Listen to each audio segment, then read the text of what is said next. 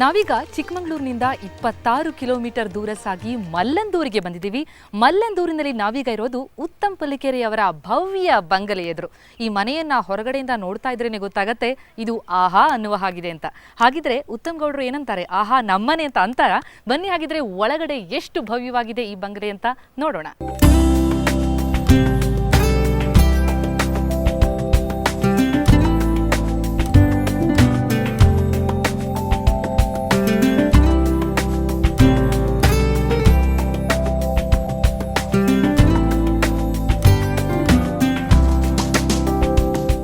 ವಿಶಾಲವಾದ coffee estate, ಸುತ್ತಲೂ coffee ಘಮವನ್ನ ಸವಿದು ಗೇಟಿನೊಳಗೆ ಕಾಲಿಟ್ಟಾಕ್ಷಣ ಸ್ವಾಗತಿಸುತ್ತೆ ಈ ಸುಂದರ ಗಾರ್ಡನ್.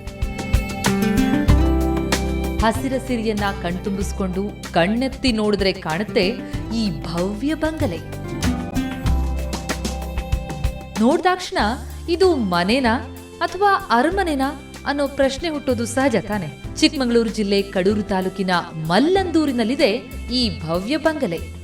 ಮಲ್ಲಂದೂರಿನ ಕಾಫಿ ಎಸ್ಟೇಟ್ ಮಾಲೀಕ ಉತ್ತಮ್ ಗೌಡರ 100 ಕಾಲದ ಹಿಂದಿನ ಈ ಕೆಂಪು ಮನೆಯ ಕಥೆ ಏನು, ಬನ್ನಿ ಕೇಳೋಣ.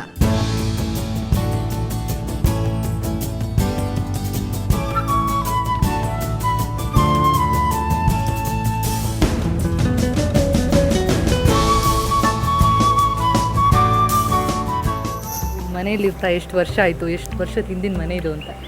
ಇದು ಸುಮಾರು 140 ವರ್ಷಕ್ಕಿಂತನೂ ಹಳೆ ಮನೆ ಇದು.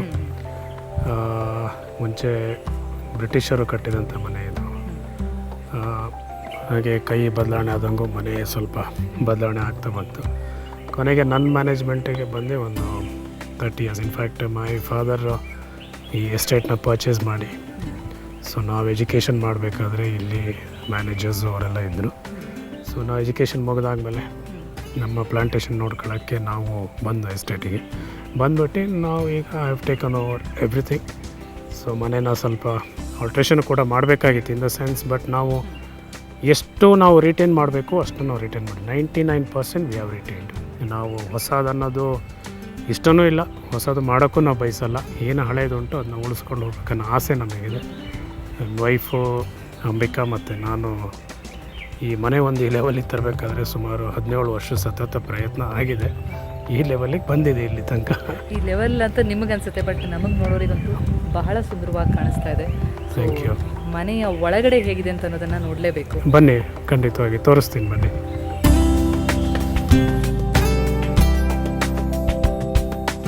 ಅಪ್ಪಟ ಬ್ರಿಟಿಷ್ ಶೈಲಿಯ ಮನೆ. ನೆಲದ ಹಾಸಿನಿಂದ ಹಿಡಿದು ಮೇಲ್ಛಾವಣಿಯ ಕೆತ್ತನೆಯವರೆಗೆ ಎಲ್ಲೆಲ್ಲೂ ಸೃಜನಶೀಲತೆ ಮತ್ತು ರಾಜಕಳೆ ಎದ್ದು ಕಾಣುತ್ತೆ. ಪ್ರತಿ ವಸ್ತುವು ಒಂದೊಂದು ಕತೆ ಹೇಳಿದಂತೆ ಭಾಸವಾಗುತ್ತೆ.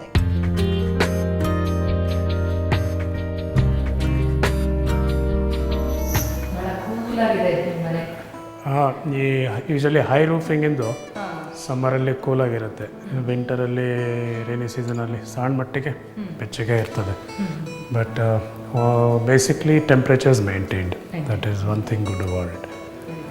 And this my grandfather Devegowda, this is wife. He was a man behind everything.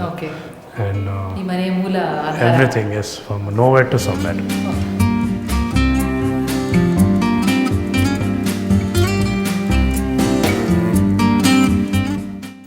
ಉತ್ತಮ್ಜಿ, ನಿಮ್ಮ ಮನೆ ಹೊರಗಡೆಯಿಂದ ಎಷ್ಟು ಶ್ರೀಮಂತವಾಗಿ ಕಾಣುತ್ತೋ, ಎಷ್ಟು ರಿಚ್ ಆಗಿದೆಯೋ ಕಳೆ, ಒಳಗಡೆ ಬಂದಾಗಲೂ ಆ ಫೀಲ್ ಇದೆ. ಒಂಥರ ಯಾವುದೋ ಮಹಲ್ ಬಂದಂಗೆ ಇದೆ.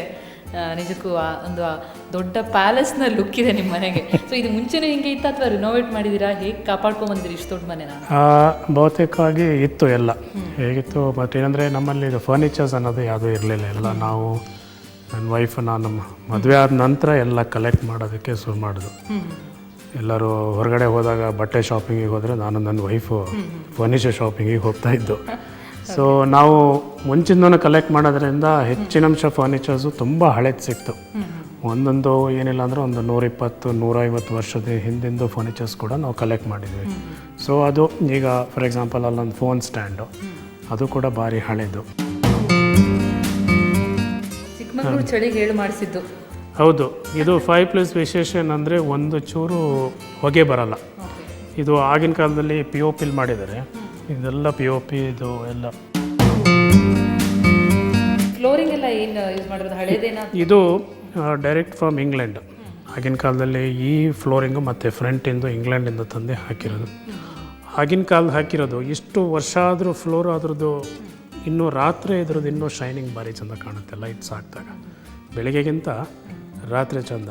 ಆಮೇಲೆ ಈ ಒಂದು ಮಳೆಯಲ್ಲಿ ತುಂಬ ಕೋಲ್ಡ್ ಕೂಡ ಆಗೋದಿಲ್ಲ. ಏನಾಗುತ್ತೆ, ಈಗ ನೀವು ಮಾರ್ಬಲ್ಲು ಮತ್ತು ಗ್ರನೈಟ್ ಹಾಕಿದಾಗ ನಿಮಗೆ ಬರೀ ಕಾಲು ನಡೆಯೋದಕ್ಕಾಗಲ್ಲ, ಜಾಯಿಂಟ್ ಪೇನ್ಸ್ ಎಲ್ಲ ಶುರು ಆಗುತ್ತೆ. ಬಟ್ ಇದರಲ್ಲಿ ಆ ಥರ ಆಗೋದಿಲ್ಲ. ಇದರಲ್ಲಿ ಒಂದು ಮ್ಯಾಕ್ಸಿಮಮ್ ಒಂದು ಟೆಂಪ್ರೇಚರ್ ರೀಚ್ ಆದರೆ that's it won't cross, it won't go down. So that is one thing. But ಅಂದರೆ ಈ ಡಿಸೈನ್ಸ್ ಚೆಂದ. ಈಗಿನ ಕಾಲದಲ್ಲಿ ಎಲ್ಲ ಪ್ಲೇನ್ ಸ್ಪಾಟೆಕ್ಕು ಅದು ಇದು ಹಾಕ್ತಾರೆ, ನೋಡೋದಕ್ಕೆ ಆಕರ್ಷಣೆ ಇರೋದಿಲ್ಲ. ಇವು ಭಾರಿ ಚೆಂದ. ಅದೇ ಈ ಥರದ್ದು ಮುಂಚೆ ಮ್ಯಾನುಫ್ಯಾಕ್ಚರ್ ಮಾಡೋರಂತೆ, ಬಟ್ ನಮ್ಮ ಇದರಲ್ಲಿ ಈಗ ಎಲ್ಲೂ ಸಿಗೋದಿಲ್ಲ. ನಾವು ಡೈರೆಕ್ಟ್ ಮತ್ತೆ ಅಲ್ಲಿಂದ ತರಬೇಕಾಗುತ್ತೆ ಇಂಗ್ಲೆಂಡಿಂದ. ಸೀಲಿಂಗಿಗೆ ನೀವೇನು ಮಾಡಿಸಿರೋದು ಈ ಥರ? ಸೀಲಿಂಗ್ ಆ್ಯಕ್ಚುಲಿ ಇದು ಅಬೌಟ್ 30-35 ಫೀಟ್ ಇದೆ ಮೇಲ್ಗಡೆ ಹೈಟು. ಈಗ ಸದ್ಯಕ್ಕೆ ನಾವು ಫಾಲ್ ಸೀಲಿಂಗ್ ಮಾಡಿ ಸೇಫ್ಟಿಗೆ ಮತ್ತು ಧೂಳು ಬೀಳಬಾರ್ದು ಅನ್ನೋ ಉದ್ದೇಶದಿಂದ ಫಾಲ್ ಸೀಲಿಂಗ್ ಮಾಡಿ ಕವರ್ ಮಾಡಿದ್ದೀವಿ. ಬಟ್ ಆ್ಯಕ್ಚುಲಿ ಇನ್ನೂ ಮಾಡೋದುಂಟು ಇದರಲ್ಲಿ, ಇನ್ನೂ ತುಂಬಾ ಕೆಲಸ ಇದೆ. ಹೈಟು ತುಂಬ ವಾಲ್ ಹೈಟು ತುಂಬ ಜಾಸ್ತಿ ಇರೋದ್ರಿಂದ ಸಮ್ಮರಲ್ಲಿ ಭಾರಿ ಕೂಲಾಗಿರುತ್ತೆ. ಬೇರೆ ಮನೆ ಈ ಥರದ್ದೇ ಹಾಲ್ಸು ಮತ್ತು ಇನ್ನೇನೇನು ನಿಮ್ಮ ಮನೇಲಿದೆ? ಆ್ಯಕ್ಚುಲಿ 7 ರೂಮ್ಸ್ ಇದೆ, ಆದರೆ ಅರ್ಧ ರೂಮ್ನ ನಾವು ಮನೆಯೇ ಮುಚ್ಚಿದ್ದೀವಿ, ಮೇಂಟೈನ್ ಮಾಡೋಕ್ಕಾಗಲ್ಲ ಅಂತ. ನಮಗೆ ಎಷ್ಟು ಬೇಕು ಅಷ್ಟು ಮಾತ್ರ ಇಟ್ಕೊಂಡು ಅದನ್ನ ನಾವು ಮೇಂಟೈನ್ ಮಾಡಿ ಇದು ಮಾಡಿದ್ವಿ.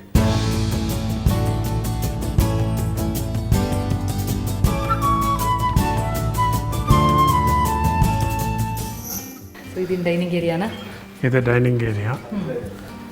So one of the most important place. Family ಕೂತ್ಕೊಂಡು ಒಂದು ಊಟ ಮಾಡೋದು, ಮಾತಾಡೋದು, ಒಂದು interaction. So one of the important area as well as our sitting room ಹೆಂಗೆ dining room equally important. So but ಎಲ್ಲ ಕಡೆನೂ ನಿಜಕ್ಕೂ ನೀವು ಈಗಿನ ಕಾಲಕ್ಕೆ ಏನು ಬೇಕೋ ವ್ಯವಸ್ಥೆ ಮಾಡಿಕೊಂಡ್ರು ಹಳೇದನ್ನು ಮಾಡ್ತಿಲ್ಲ, ಹಳೇದನ್ನು ಬಿಟ್ಟಿಲ್ಲ ಯಾವುದಲ್ವಾ? ಇದನ್ನು ನೋಡಿದ್ರೆ ಗೊತ್ತಾಗ್ತದೆ ಏನಿದು. ಇದು ಕಾಫಿ ಪಾಟ್ ಅಥವಾ ಟೀ ಪಾಟ್ ಅಂತಾರೆ. ಅದಕ್ಕೆ ಕೆಳಗಡೆ ಒಂದು ಬೆಂಕಿ ಹಾಕೋದು ಒಂದು ಯೂನಿಟ್ ಇದೆ. ಸೊ ಚಾಕೋಲ್ ಹಾಕಿ ಇಡ್ತಿದ್ರು. ಸೊ ಬಿಸಿ ನೀರು ಅಥವಾ ಬಿಸಿ ಕಾಫಿ ಎನಿ ಟೈಮು ವಾರ್ಮ್ ಆಗೇ ಇರುತ್ತೆ. ಇದನ್ನ ಓಪನ್ ಮಾಡಿ ಇದರೊಳಗೆ ಬೆಂಕಿ ಹಾಕಿ ಇಡ್ತಾಯಿದ್ರು. ಸೊ ಇದು ಯಾವಾಗಲೂ ಕಾಫಿ ಅಥವಾ ಟೀ ಯಾವುದಾದ್ರೂ ವಾರ್ಮ್ ಆಗಿ ರಿಫೈನ್ ಆಗೋದು.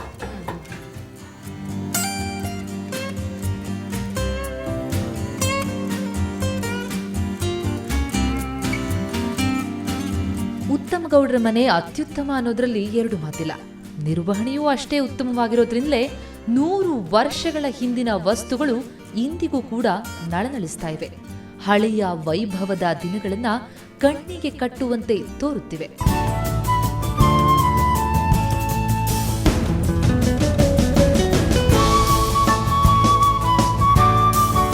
ಈ ಕೆಂಪು ಮನೆ ಇತಿಹಾಸ ದೊಡ್ಡದು.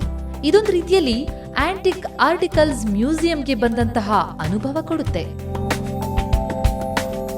ಹೊರಗಡೆ ಕಾಫಿ ಕಂಪು, ಮನೆಯ ಬಣ್ಣ ರಂಗಾದ ಕೆಂಪು, ಮನೆಯೊಳಗೆ ಕಾಲಿಟ್ರೆ ಎಸಿ ಇಲ್ದೇನೆ ಸದಾ ತಂಪು. ಮಲ್ಲಂದೂರಿನ ಈ ಮನೆ ಎಂಥವರನ್ನು ಸೆಳೆಯುತ್ತೆ.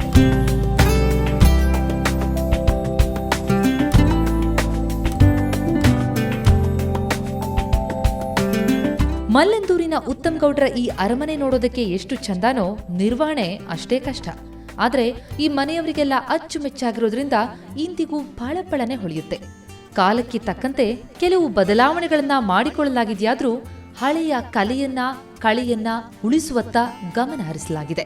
ನಾವು ಕಾಫಿ ನಾಡಲ್ಲಿ ನಳನಳಿಸುವಂತಹ ಸುಂದರವಾದಂತಹ ಮನೆಯ ಪರಿಚಯವನ್ನ ಮಾಡ್ಕೊಳ್ತಾ ಇದ್ವಿ. ಬನ್ನಿ ಇದರ ವೈಭವ ಹಾಗೆ ಇತಿಹಾಸವನ್ನ ಇನ್ನಷ್ಟು ತಿಳ್ಕೊಳ್ಳೋಣ.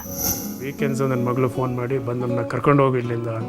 ಸೊ ವೀಕೆಂಡ್ಸ್ ನಾವು ಬೆಂಗಳೂರು ಹೋಗಿ ಕರ್ಕೊಬಂದು 2 days ಎಲ್ಲವರು ಇದ್ಬಿಟ್ಟು ಮತ್ತೆ ವಾಪಸ್ಸು ಮಂಡೇ ಬೆಳಗ್ಗೆ ಸ್ಕೂಲಿಗೆ ಕರ್ಕೊಂಡು ಹೋಗಿ ಬಿಡೋದು.